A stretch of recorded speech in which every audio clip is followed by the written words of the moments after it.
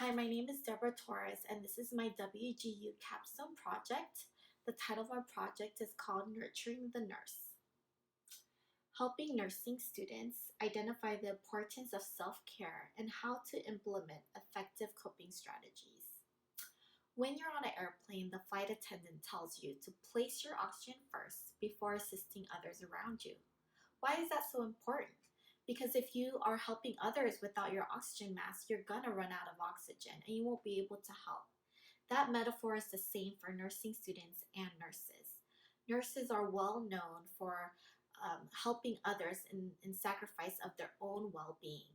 Nurses and nursing students have a lot of demands physically and emotionally, and if they don't take care of themselves and place that oxygen mask on, they won't be effective, and eventually they'll experience burnout, fatigue, depression, inability to sleep, and frustrations, and so much more. So the purpose of this presentation is to bring awareness to the students and staff on the importance of self-care and coping strategies. Stress and burnout is a significant issue among the nursing students due to high stress levels that they are exposed to in the classroom settings, in clinicals, and outside responsibilities. Studies have shown that there is a lack of self-care and coping strategies among nursing students.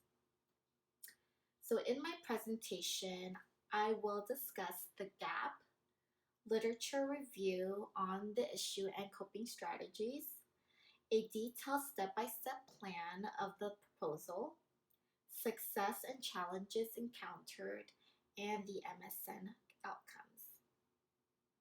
So the nursing program is very demanding, and here are some examples of stressors that students are exposed to.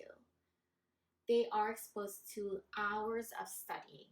I remember as a nursing student studying with my classmates literally for hours from the morning till the next day till 3 a.m. And sometimes we would be studying so much on a topic and found that during the exam there would only be one question on it or not at all, and that would cause a lot of frustration for myself and the other students. Observing illness and suffering of a patient,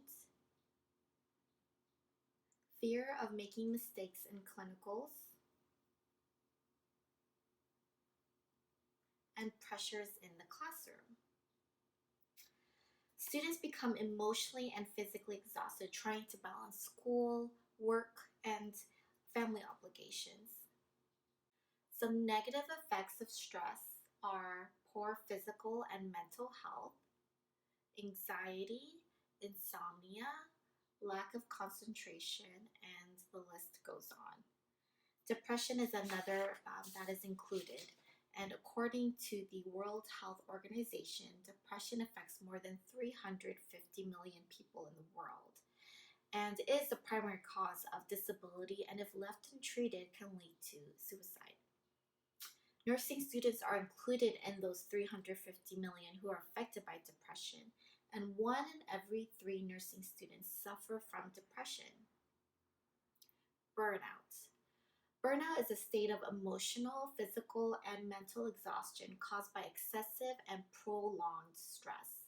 Signs and symptoms of burnout include physical signs and symptoms of burnout: feeling tired and drained most of the time, lowered immunity, frequent illnesses, frequent headaches or muscle pain, change in appetite or sleep habits.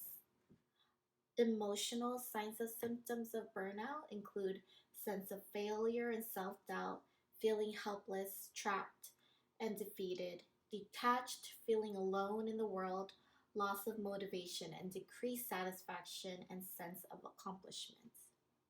Behavioral signs and symptoms of burnout include withdrawing from responsibilities, isolating yourself from others, procrastinating, taking longer to get things done, using food, drugs, or alcohol to cope, and taking out your frustration on others. So the gap. A gap currently exists in the lack of education students receive in relation to the ability to identify and manage physical and emotional challenges. And this gap creates the inability for nursing students to develop appropriate coping techniques. The following is identified problems that have created the gap in the current nursing program: the lack of education, lack of supportive resources, lack of organization and communication, and the lack of healthy culture. We'll first talk about the lack of education. Currently, in the nursing program, in the second term, there is a mental health course.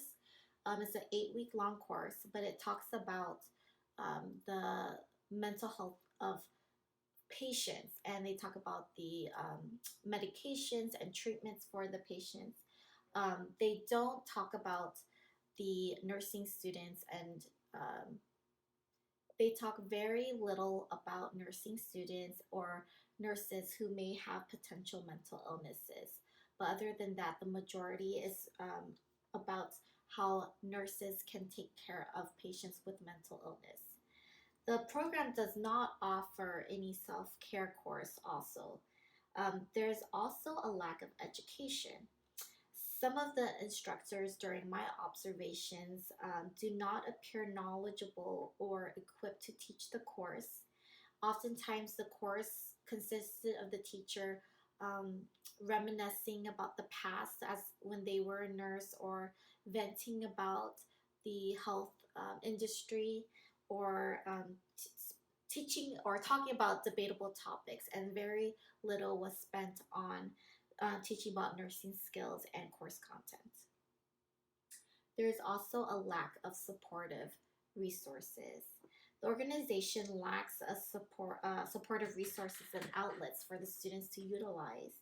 Counseling is offered, but it's more general and not geared towards nursing students. My preceptor mentioned that they do offer office hours, but the students very rarely take advantage of it. They usually come when it's regarding exams, and they have issues about that. But other than that, they do not take advantage of those office hours, and that could be due to the lack of relationship that they have with the instructor. Next, we will talk about the lack of organization and communication. Before the semester begins, my preceptor mentioned they do not get their assignments or their schedules and important information in a timely manner so that they can prepare for their course. And that leads to frustration and anxiety for the instructors. There is also a lack of healthy learning culture. In addition to the lack of communication, there is a lack of support and camaraderie among the staff. Students have witnessed these actions, and it does create a very uncomfortable learning environment for the staff and for the students. The relationship and communication between a student and their professor can have a great effect on the students' feelings and how they can learn effectively. Students also who asked questions were viewed as unprepared or misperceived as challenging the instructors. Now, sometimes the teachers avoided their questions, or they responded back with very negative comments, such as nursing school is independent learning, or ones I have witnessed myself: you need to read your textbook, even though the student has studied and read their textbook and just wanted clarifications. They get a negative response from the instructors. This kind of environment is not conducive to growing or learning for the student, and it creates a fear in the students, which increases, of course, the stress level and potential burnout and poor performance for the student. Literature research was done. I used 10 credible sources within the last 5 years, and those were selected to support the educational gap in nursing education on nursing student burnout and self-care strategies. The literature research was used, I used the WGU library, and found some common themes that we will discuss in the literature research. First theme was factors that cause burnout amongst nursing students. Research showed that the stress level is higher than any other students in other academic programs. Studies also have shown that careers that involve close physical contact and emotional involvement with a person are at higher risk for burnout before they even begin their career. Those careers include psychology and nursing. During a study, the students mentioned three most stressful areas, and that was one, the pressure of providing safe care to patients in clinicals and demonstrating nursing skills to the instructor. Two, witnessing the suffering patients go through and not knowing how to help the patient or their family. And three, the relationships with patients, family, and school staff. During a pilot study, students expressed caring for a patient that was suffering. They felt ill-equipped and described their environment as lonely and shrouded in silence. Students are not being prepared to face the emotional stress as a nurse when they encounter patients experiencing these illnesses and life-changing illnesses and even possible death. Next theme is impact of burnout on a nursing patient. The amount of stress these students encounter can negatively affect their success in finishing the program and can also lead to physical and mental health problems. Nurses cannot care for their patients and their families effectively and safely if they cannot first care for themselves. The gap. Regardless of what year the student was in, students reported average to moderate levels of emotional exhaustion and burnout.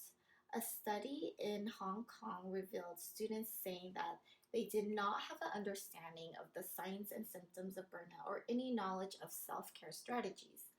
They also expressed there was a lack of preparation in the classroom to help them in their experience in the clinicals. Studies showed new graduate nurses' high turnover was related to emotional exhaustion. A possible reason why nursing programs are not teaching on this subject is the challenge of effectively assessing the problem and the results. There was a study done in Canada, and there was a survey that was taken by the students, and a question was asked: what are the barriers in teaching self-care strategies? Common comments by the students were the biggest challenge is to assess how students were comprehending the knowledge taught. Another comment was all students rated that teaching on self-care was moderately to extremely important, and that teaching was not as difficult as assessing self-care competencies. Coping methods students are using. Studies reported the most commonly used coping strategies used by nursing students were problem solving, transference, and having a positive attitude. Other coping strategies are relaxation, praying, music, and deep breathing exercise. These were also found to help relieve stress. In order to keep the retention of nurses in the workplace, it is important to understand different coping strategies starting as a nursing student. So Dr. Lockwood states in one of the studies that organizations such as the National Academy of Medicine, they teamed up with over 60 organizations committed to reversing trends in clinician burnout and making it the public aware of it. They created an action collaborative on clinician well-being and resilience. And here it's online, and they really want other people, the public, to know about this problem. The collaborative has three goals. One, to raise the visibility of clinician anxiety, burnout, depression, stress, and suicide. Two, to improve baseline understanding of challenges to clinician well-being. Three, advance evidence-based multidisciplinary solutions to improve patient care by caring for the caregiver. Two types of strategies to cope with stress to prevent negative consequences were: one, problem-focused strategies, and 2, emotional coping strategies. Problem-focused strategies were found to be the most effective amongst the study that was done on about 121 undergraduate nursing students. It's not clearly understood how nursing students will be able to fully comprehend the emotional challenges that they are facing in this very demanding environment. But if students can understand self care strategies, it can help them manage the struggles when they become a nurse working in the field. Maslow's hierarchy of needs is one of the theoretical frameworks chosen to help nursing students acknowledge the importance of self care and their needs. So, in a journal of health education teaching techniques, this framework is instructed to be used for undergraduate health students. The objective is for students to be able to identify and analyze stressors in their lives and use Maslow's hierarchy to improve their mental health and apply skills that will enhance their quality of life. The Maslow's hierarchy consists of 5 universal needs that are sequentially arranged in a pyramid diagram. The first pyramid here is physiological, which includes breathing, food, water. The next step here is 2 is safety, which is resources, security of family and being healthy. 3 is belongings, which includes family and friends. 4 includes esteem, which is your achievement, your self-esteem. And the 5th one is self-actualization, which includes creativity and problem solving. Suggested strategies. Another coping method that has been shown to improve physical and mental health is mindfulness. Mindfulness is meditation, is intentionally focusing on ongoing sensory, cognitive, and emotional experience without elaborating any part of that experience. Study shows that mindfulness also improves decreased depression and other mental health, reduces high blood pressure, and improves the immune system. Now, these are the 6 steps that were used to implement the proposal. The first step was to meet with the dean and the preceptor. I had to meet with the dean first to get the approval of the project, and then after her approval, I met with my preceptor, who is an educator at the nursing program, and I was able to talk with her about the gap, and she gave me a lot of input on the direction I should go and information that I needed for the proposal.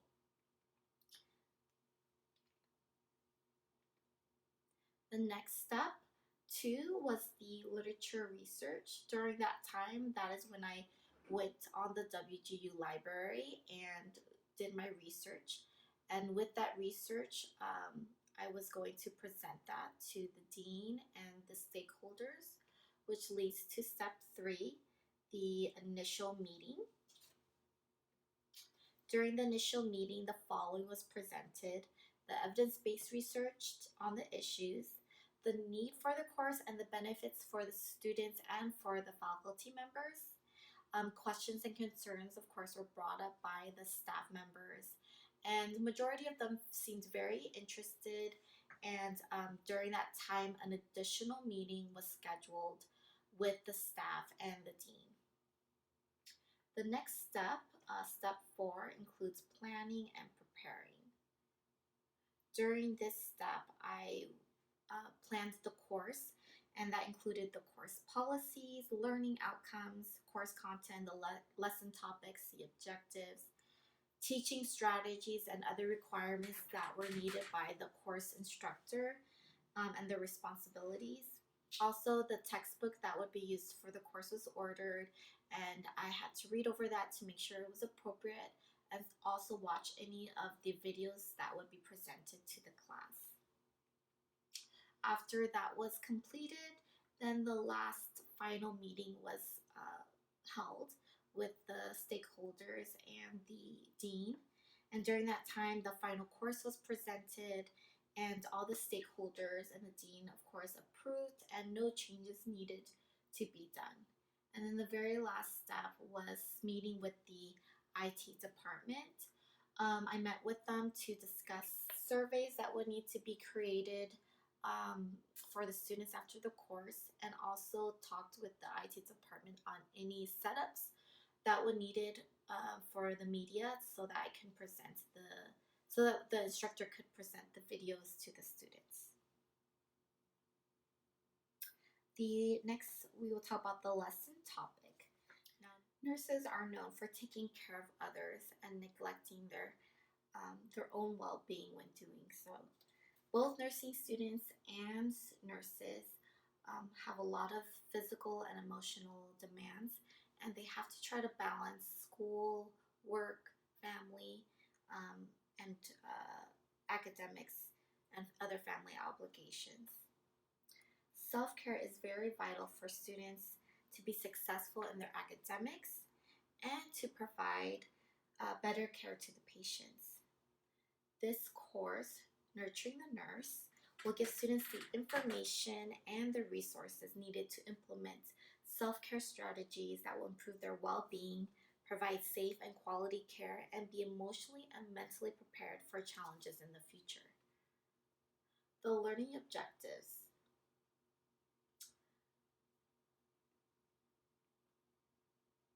The 4 learning objectives are as follows. Students will describe the importance of utilizing self-care in nursing practice. Students will list the negative implications of not engaging in self-care. Students will compare evidence-based self-care techniques, and students will define self-care and list the benefits of self-care for students and nurses. The 3 teaching strategies that will be used is lecture, flipped classroom strategies, and mindfulness. The required materials that will be needed for the course will be this book called Emotional First Aid. It's about taking care of our emotions, our minds, with the same diligence we take care of our bodies. We won't have time to read the entire book, but we will have time to read excerpts of the book, and it would be a good resource for them to have in the future. The author is Guy Winch.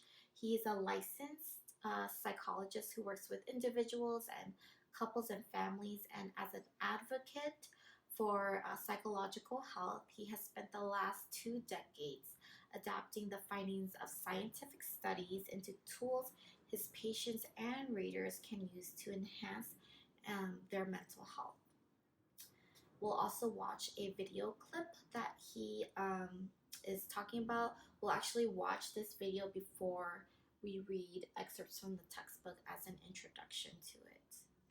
Also, what will be required is 2 self-assessment tests that the students will take in the classroom.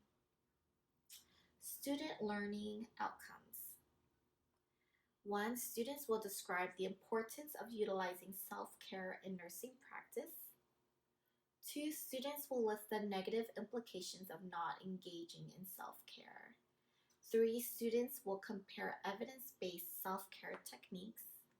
And 4. Students will define self-care and list the benefits of self-care for students and nurses. The lesson plan details are as follows. The learning activity 1 will be mindfulness activities. During this time, the instructor will set a timer for 60 seconds, tell the students to sit up straight, have their feet flat on the floor, to close their eyes or stare at an object in front of the wall just to distract them from anything around the room. And this is actually it's a mindfulness exercise. So rather than a relaxation exercise, the point is to be aware of their breath and not to breathe in any special way. So while they're taking deep breaths, they're assessing and seeing how they are breathing naturally. And the next one, activity 2, will be authentic assignment assessment. As mentioned before, they will take 2 self-assessment tests. One will be to see how they manage their stress. 2 will be a self-care assessment After they finish those assessment tests, they will analyze their results and have an opportunity to discuss that in class. Learning activity 3 is critical thinking activity. This is where the students will create a chart comparing the strengths and weaknesses of 3 evidence-based self-care techniques. The students will then choose one of those and choose that they would use in their own nursing practice and explain why. Success evaluation methods. These were the methods used to determine that the plan was successful, and we used course surveys. There were 2 types of surveys. The first one was end of course surveys, which were given to all the students after the Nurturing the Nurse course, and they were to rate the questions by either choosing strongly disagree, neutral, agree, or strongly agree. And there were 3 categories. First ones were instructor specific questions. An example is the instructor presented content in an organized manner. Another section was the course specific questions. And this example we have here is how satisfied were you with the course? And we also had open-ended questions for the students. An example is please identify areas where you think the course could be improved. The other surveys were self-care surveys. These were given to both the students and the nursing instructors, and they were taken after each term. These were rated 1 to 5, 1 being never occurred to me and 5 being frequently occurred. There were physical self-care questions, psychological, emotional, spiritual self-care questions, and for the instructor's workplace or professional self-care questions. The decision making process involved the interdisciplinary team, which included the dean, the instructors, the different departments like the IT and finance department, the committee team, but mainly it dealt with the dean and the committee team leader. We had to have multiple meetings, and during those meetings, a lot of decisions were made, such as who would be the instructor for the actual course, and the questions that would be on the surveys, and a lot of meetings were held to make a lot of those decisions. Determining what evidence was most helpful, had to look at the most current and relevant information in the literature research for the course syllabus, and review and revise. The plan didn't need any revising, but it could potentially need some in the future. Some successes of the project, it brought a lot of awareness to the students and to the nursing instructors about the stressors that they had, and some strategies that would be helpful for both of them. And this could also bring potentially more courses on campus. Also, a better transition for the students as they transition into the professional world, that they were better prepared to face the emotional, physical, and mental challenges that they would face in the medical career. And then unity among the staff. All the nursing instructors did verbalize some kind of stress in their workplace, and they were able to come together in the meetings to express their just their stress that they had, and it brought unity, and in return that would bring a healthier learning environment for the students. Some challenges that were faced were costs and funding. Extra funds were needed to hire the outside instructor. It would be ideal to have the current full-time staff be the instructors, but they were not qualified at this time, and it would be more beneficial for them and the students to have someone that was outside to specifically teach on this topic. And so an extra salary was needed. Extra funds were needed for materials and cost for the supplies that were needed in the class. time was needed, extra time needed from the staff members to attend all these meetings and mandatory courses that were required out of them, and time also to do the extra research that was needed, and disinterest. There were some teachers that you could tell were not fully on board, but they did participate, but you can see in their body language and their facial expressions that they were not fully, they did not fully agree on everything. But those were the teachers that the students were complaining about. So, but there will be disinterest from the students too. Some who will think that this topic is not relevant or important for this career. Organization's plan. Short-term plans included bi-weekly meetings for the staff to attend, and also required textbook reading that the students are reading, the teachers will also need to read, and in these meetings, bi-weekly meetings, they will verbalize their opinions and what they have read, and it would be good for them to know what the students are reading also.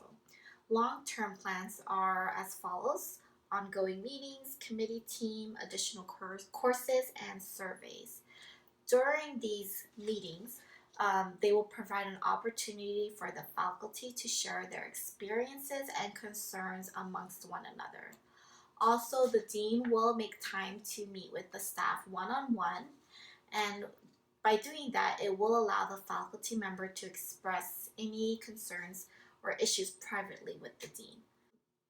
A committee team will be created, and it will emphasize self-care support on campus. They will do the research that is needed to keep the course policies up to date, and they will also work with the IT department to update or make any changes on the survey questions that are given out to the students and the nursing instructors, and also meet with them to design and create a web page for the students so that they have additional resources for them. More courses will be created for the nursing instructors to benefit them, and also potentially more courses for the students. As mentioned before, there will be surveys with student feedback and self-care surveys. Resources were needed to make this project successful. We needed finances to cover the cost for the extra salary needed, for supplies and resources, and then we also needed extra time. Time was needed to plan and prepare for the meetings, and also additional time was needed to plan and have the meetings as mentioned. Also, we needed a classroom to hold the meetings and to hold the class for the students and for the nursing instructors. Equipment was needed for media to present any videos that would be presented to the students or staff, and key stakeholders, which involved the instructors, the dean, and the different departments that were needed to make this project successful.